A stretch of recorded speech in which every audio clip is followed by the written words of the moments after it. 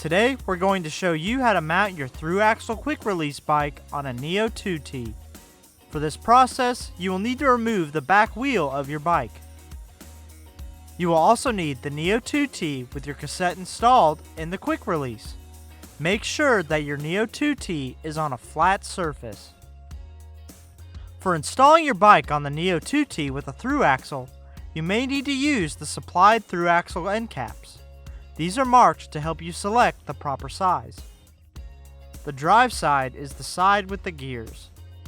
Install the Thru-Axle end caps.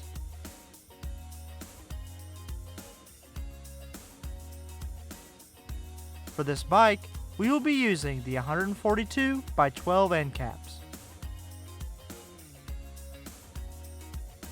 Align your bike into place. Using your Thru-Axle, slide the Thru-Axle into position and tighten as you would if installing.